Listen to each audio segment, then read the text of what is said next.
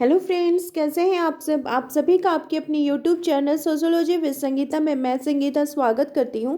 और इस चैनल के माध्यम से हम लोग सोशोलॉजी की कम्पिटिटिव एग्जाम की प्रिपरेशन करते हैं। आपको इस चैनल में 2 क्लासेस मिलती है, जिसमें मॉर्निंग की क्लास में हम लोग कवर करें बिहार एस्टेट और झारखंड सहायक आचार्य का सिलेबस को, और इवनिंग की क्लास में हम लोग कवर कर रहे हैं झारखंड लेडीज सुपरवाइजर के सिलेबस को।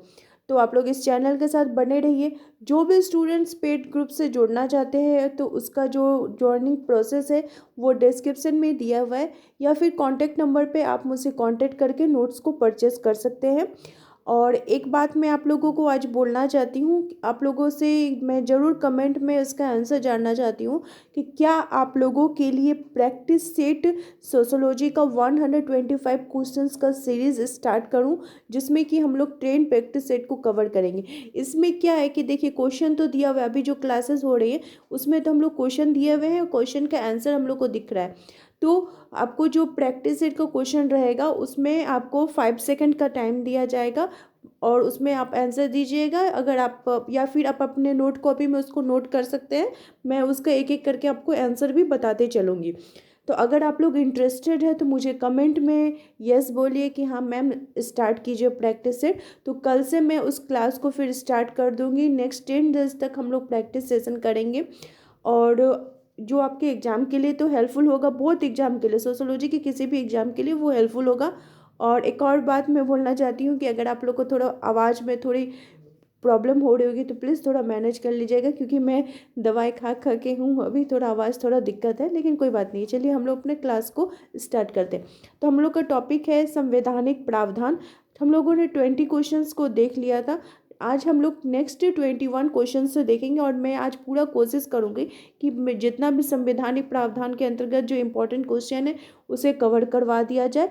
और कल से जो प्रैक्टिस सेट होगा तो उसके लिए आप थोड़ा टाइम लेकर बैठिएगा। अगर आप लोग उसको प्रैक्टिस सेशन को लगाना चाहते हैं, आप अपना स्पीड बढ़ा के भी देख सकते हैं कि क्या क्वेश्चंस दिए गए हैं, क्योंकि 125 क्वेश्चंस को कवर करने में थोड़ा टाइम भी लगेगा। तो चलिए स्टार्ट करते हैं। हमारे 21 क्वेश्चन है। हम लोग क्या पढ़ रहे हैं, संवैधानिक प्रावधान। इसके अंतर्गत हम लोग 20 क्वेश्चन को कवर किए थे। आज क्वेश्चन नंबर 21 पूछा जा रहा है कि हिंदू विवाह अधिनियम 1955 इन पर लागू नहीं होता है। किस पर लागू नहीं होता है, तो वो लिंगायत पर लागू नहीं होता है। आपको मैं प्रैक्टिस सेट का थोड़ा एक मॉडल दिखा देती हूँ कि किस प्रकार के क्वेश्चन रहेंगे। इससे आप लोगों को ईजी रहेगा कि हाँ इस प्रकार के क्वेश्चन रहेंगे। उसको एक बार थोड़ा एक झलक आप लोग देख लीजिए। देखिए इस प्रकार से आपको रहेंगे, यहाँ पे 10 सेट आपको मिलेंगे। इस प्रकार से आपको टोटल 125 क्वेश्चंस आपको देखने को मिलेंगे। ठीक है, तो अगर आप लोग इंटरेस्टेड है तो मुझे ज़रूर कमेंट करके बताइए, तो मैं ये प्रैक्टिस सेट का कल से क्लास स्टार्ट कर दूंगी। तो क्या क्वेश्चन था कि हिंदू विवाह अधिनियम 1955 किन पर लागू नहीं होता है। ठीक है, तो यह लिंगायत पर लागू नहीं होता है। हिंदू विवाह अधिनियम कब बना है, तो 1955 में। यह धारा किसी भी रूप में धर्म के आधार पर हिंदुओं और विस्तारित अर्थ पाली, बौद्ध, जैन या सिख के भीतर जो हिंदुओं पर लागू नहीं होता है, वास्तव में देश में रहने वाले ऐसे सभी व्यक्तियों पर लागू होता है जो मुस्लिम, ईसाई, पारसी या यहूदी नहीं है। कोई भी व्यक्ति है तो उस पर लागू होता है, लेकिन लिंगायत पर लागू नहीं होता है। नेक्स्ट क्वेश्चन है कि भारत के संविधान के कौन से अनुच्छेद में पिछड़ा वर्ग शब्द का प्रयोग किया गया। तो हमारा भारत का जो संविधान है, किस अनुच्छेद में इसका यूज किया गया है, तो अनुच्छेद 16(4) में पिछड़ा वर्ग शब्द का यूज किया गया है। किसमें, 16(4) में। क्वेश्चन नंबर 23 पूछा जा रहा है कि भारत में जनजाति सलाहकार परिषद की नियुक्ति का प्रावधान भारत के संविधान की किस अनुसूची में। तो भारत में जनजाति सलाहकार परिषद की नियुक्ति का प्रावधान भारत के 5वीं अनुसूची में। किसमें है, 5वीं अनुसूची में। नेक्स्ट क्वेश्चन है कि राष्ट्रीय बाल अधिकार आयोग किस वर्ष प्रचलित हुआ था। तो ये 2007 में काम पर शुरू हो गया था। बाल अधिकारों के संरक्षण के लिए राष्ट्रीय आयोग भारतीय सांविधिक निकाय संसद के एक अधिनियम द्वारा यह स्थापित किया गया था। नेक्स्ट क्वेश्चन है कि राजस्थान में अंत्योदय योजना कब शुरू की गई थी। तो राजस्थान में अंत्योदय योजना की शुरुआत 2 अक्टूबर 1977 से की गई थी। आप लोग कमेंट करके बताइए कि झारखंड में अंत्योदय योजना की शुरुआत कब की गई थी? ठीक है, तो इसके अंतर्गत राज्य के लगभग 33,000 गांवों में से प्रत्येक गांव के लोगों द्वारा चुने गए गांव के सबसे गरीब 5 परिवारों को, जो 5 परिवार, हर संभव सहायता देने की इसमें बात की गई थी। नेक्स्ट क्वेश्चन है कि अनुसूचित जनजाति के लिए राष्ट्रीय आयोग का सृजन भारतीय संविधान के किस संशोधन के द्वारा किया गया था? तो अनुसूचित जनजाति के लिए राष्ट्रीय आयोग का सृजन भारतीय संविधान के 89वां संशोधन अधिनियम 2003 के द्वारा किया गया था। क्या? अनुसूचित जनजातियों के लिए राष्ट्रीय आयोग का सृजन। ठीक है, ये चीज हमको ध्यान रखना होगा। किसमें किया गया था? तो 89वें संशोधन में। 89वां संशोधन कब हुआ था? तो 2003 में। नेक्स्ट क्वेश्चन है कि भारत सरकार द्वारा पहला भ्रष्टाचारी निरोधी अधिनियम कब पारित किया गया था? तो भारत में पहला जो प्रशासनिक भ्रष्टाचार को रोकने के लिए भारत सरकार ने वर्ष 1947 में भ्रष्टाचार निरोधक अधिनियम बनाया। साथ ही विभिन्न नियमावली भी उन्होंने तैयार की, जैसे अखिल भारतीय सेवा आचरण नियम 1954 में, केंद्रीय नागरिक सेवा नियम 1956 में। नेक्स्ट क्वेश्चन है कि दहेज निरोधक अधिनियम 1986 के अंतर्गत दहेज के दोषी पाए जाने वाले व्यक्ति को कितना जुर्माना, हम लोग क्या पढ़ रहे हैं? हम लोग संवैधानिक प्रावधान देख रहे कि समाज के अंतर्गत अगर कोई भी समस्याएं हो रही हैं तो उसकी रोकथाम के लिए कौन कौन से नियम बनाए गए, कौन कौन से उपाय किए गए। तो जो दहेज निरोधक है, यानी कि अगर कोई व्यक्ति दहेज लेता है, अगर उसको मतलब वो मिलता है कि हाँ इस व्यक्ति ने दहेज लिया है, तो उसके ऊपर कितना जुर्माना लगेगा? तो 15,000 का जुर्माना लगेगा, या फिर कम से कम 5 वर्ष का उसको जेल दिया जाएगा, कारावास दिया जाएगा। नेक्स्ट क्वेश्चन है कि भारतीय दंड संहिता की किस धारा के अंतर्गत पत्नी पति के दुर्व्यवहार की शिकायत कर सकती है? तो भारत का जो संविधान है उसकी जो धारा है 497 के अंतर्गत पत्नी अपने पति द्वारा किए गए दुर्व्यवहार उत्पीड़न की शिकायत कर सकती है। ठीक है, देखिए यहाँ पे स्रोत भी दिया हुआ है कि ये क्वेश्चन कहाँ से लिया गया है, तो भारतीय दंड संहिता से ये क्वेश्चन लिया गया है। क्वेश्चन नंबर 30 पूछा जा रहा है कि स्त्रियों तथा कन्याओं का अनैतिक व्यापार निरोधक अधिनियम कब पारित हुआ था? तो स्त्रियों का अनैतिक व्यापार, इसका जो अधिनियम है, जो कि अधिनियम का नाम है स्त्रियों तथा कन्याओं का अनैतिक व्यापारक निरोधक अधिनियम 1956 में पारित किया गया था।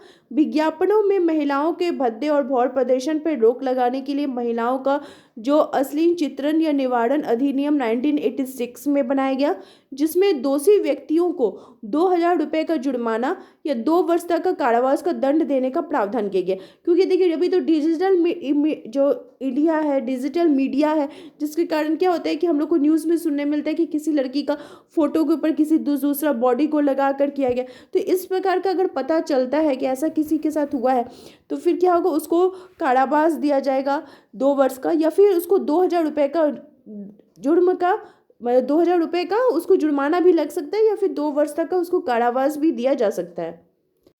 राष्ट्रीय महिला आयोग का गठन जनवरी 1992 में किया गया। 1975 में अंतर्राष्ट्रीय महिला वर्ष के रूप में मनाया जाता है।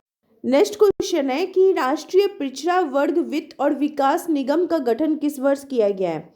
तो राष्ट्रीय पिछड़ा वर्ग वित्त एवं विकास निगम की स्थापना 13 जनवरी 1992 में हुई थी।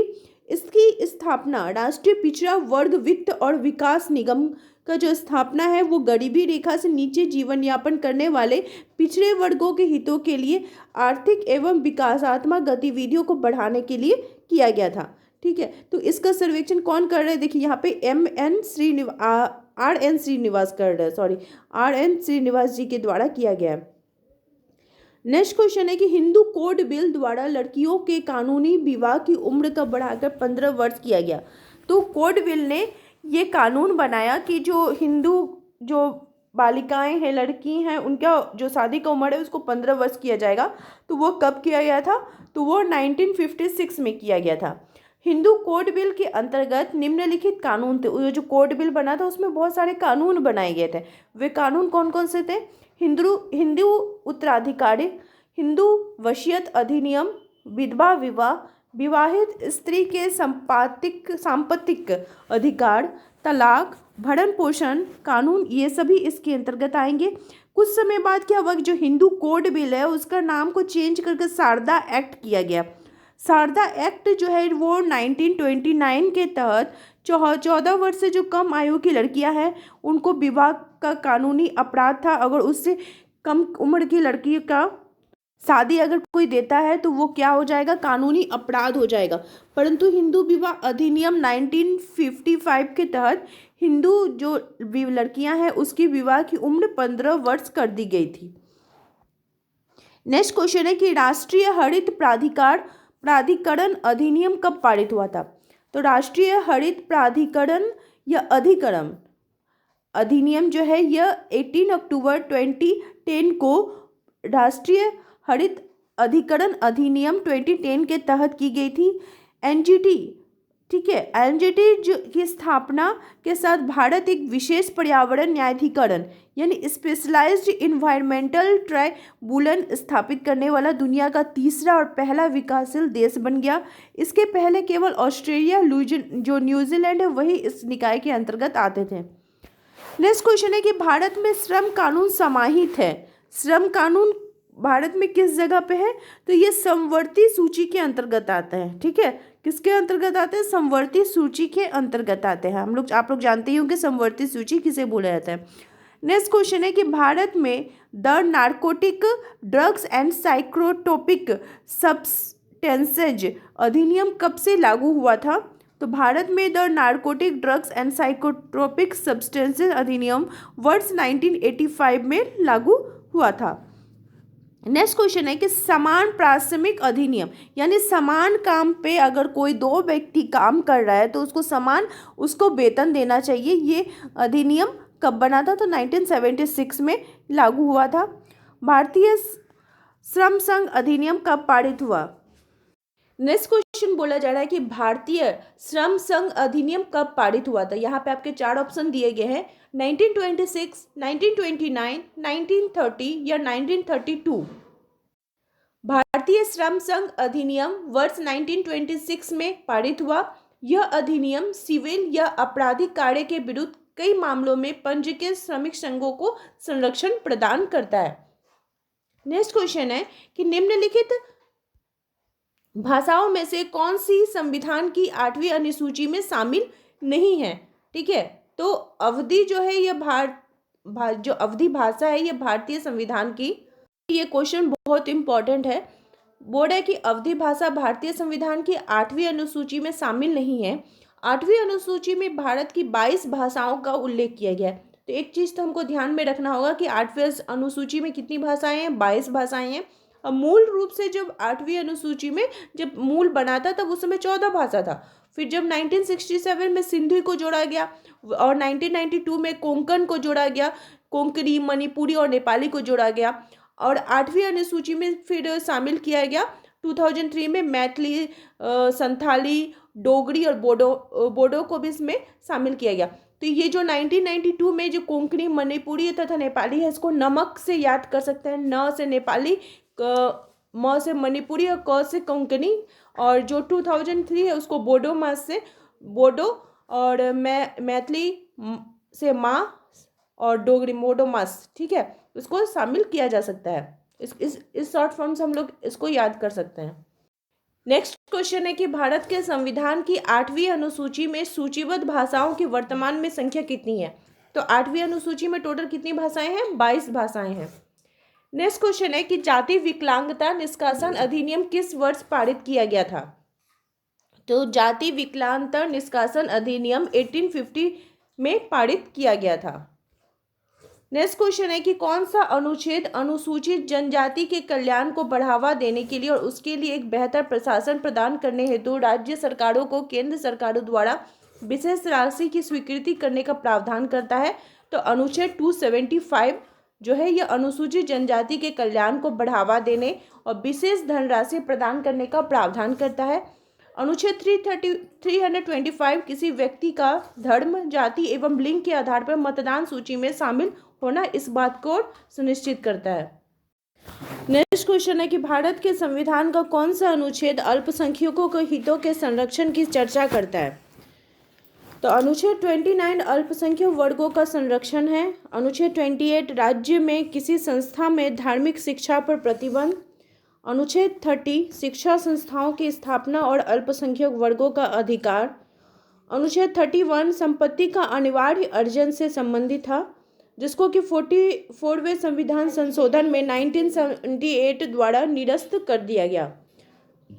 अनुच्छेद 32 संवैधानिक उपचारों का अधिकार बताता है।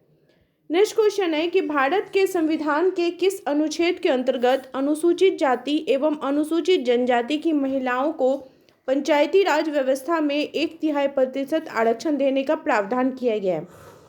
तो अनुच्छेद 243 के अंतर्गत अनुसूचित जाति एवं अनुसूचित जनजाति की महिलाओं को पंचायती राज में 1/3% आरक्षण देने का प्रावधान किया गया है।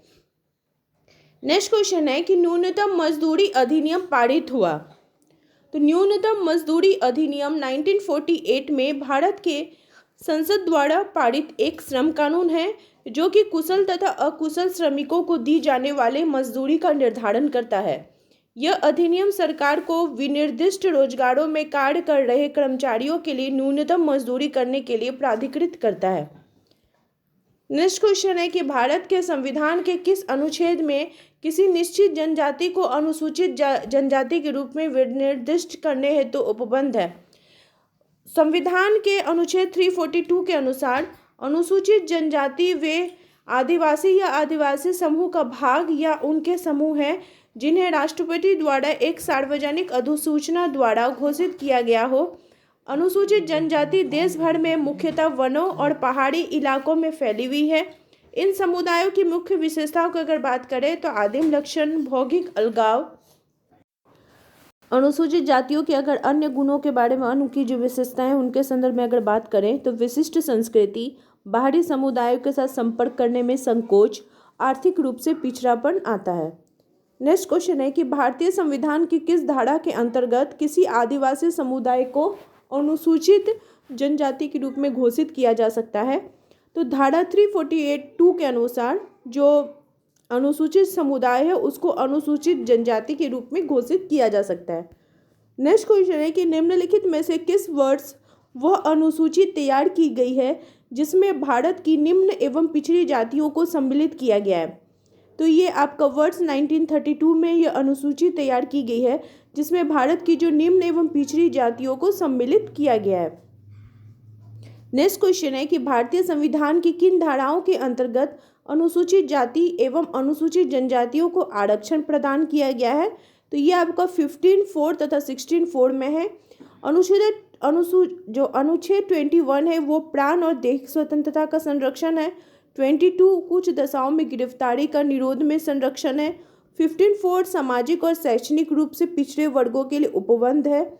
16(4) सभी पिछड़े वर्गों के पक्ष में नियुक्ति या पदों का आरक्षण प्रावधान करता है। अनुच्छेद 38(1) लोक कल्याण की वृद्धि के लिए सामाजिक व्यवस्था है। 39(2) राज्य द्वारा समुदाय के भौतिक संसाधनों का स्वामित्व है, नियंत्रण तथा वितरण है। अनुच्छेद 40 ग्राम पंचायतों का संगठन। अनुच्छेद 44 नागरिकों के लिए समान सिविल संहिता। क्वेश्चन नंबर 50 पूछा जा रहा है कि पिछड़ा वर्ग निम्न अनुच्छेद में से किससे संबंधित है? तो पिछड़ा वर्ग ये आपका 16(4) से संबंधित है।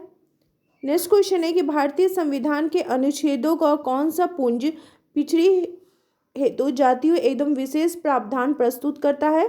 तो अनुच्छेद 15(4) तथा 16(4।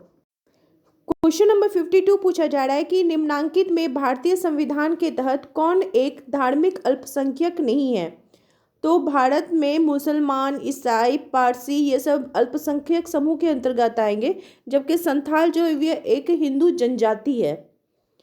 क्वेश्चन नंबर 53 पूछा जा रहा है कि अस्पृश्यता निवारण अधिनियम कब पारित किया गया था? तो यह अनुच्छेद 17 में यह अधिनियम 1955 में पारित हुआ था। नेक्स्ट क्वेश्चन है कि भारतीय संविधान के अनुसूची 6 किससे संबंधित है? तो यह अनुसूचित जनजाति से संबंधित है। संविधान का जो 6ठा अनुसूची है उसमें असम, मेघालय, त्रिपुरा और मिजोरम राज्य में अनुसूचित जनजाति क्षेत्रों के प्रशासन के बारे में बात की गई है। नेक्स्ट क्वेश्चन है कि भारत के संविधान की किस धारा में व्यक्त किया गया है कि 14 वर्ष से नीचे की आयु का कोई भी बालक किसी फैक्ट्री या खान में काम नहीं करेगा और ना ही किसी खतरनाक रोजगार में नियुक्त होगा अगर 14 से उसका कम उम्र है। तो ये धारा ये जो है वो 24 में इसके बारे में बात की गई है। ये जितने भी क्वेश्चन आपको करवाए जा रहे हैं ये टेलीग्राम पे कल आपको 6 बजे इसी से रिलेटेड आपको क्यूज भी देखने को मिलेगा। नेक्स्ट क्वेश्चन है कि सामाजिक न्याय एवं अधिकारिता मंत्रालय का गठन कब किया गया। तो सामाजिक न्याय एवं अधिकारिता मंत्रालय का गठन वर्ष 1998 में किया गया था। नेक्स्ट क्वेश्चन है कि लोकसभा के कुल 542 स्थानों में से कितने स्थान अनुसूचित जनजातियों के लिए सुरक्षित है। तो लोकसभा में 41 और विधानसभा में 527 स्थान जो है वो अनुसूचित जनजातियों के लिए सुरक्षित है।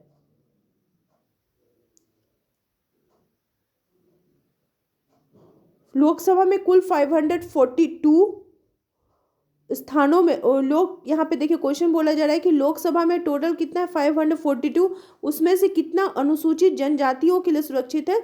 तो उसमें आपका 41। ठीक है। नेक्स्ट क्वेश्चन है कि लोकसभा के कुल 540 स्थानों में से कितने स्थान अनुसूचित जनजातियों के लिए है।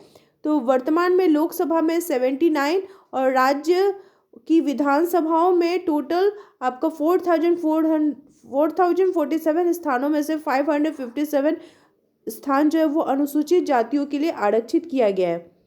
नेक्स्ट क्वेश्चन है कि संविधान के किस अनुच्छेद में अनुसूचित जाति को संसद में प्रतिनिधित्व हेतु आरक्षण प्रदान किया गया है। तो ये आपका अनुच्छेद 330 का बात करता है। तो आई होप आप लोगों को क्वेश्चंस जो है वो इम्पोर्टेंट लगे होंगे।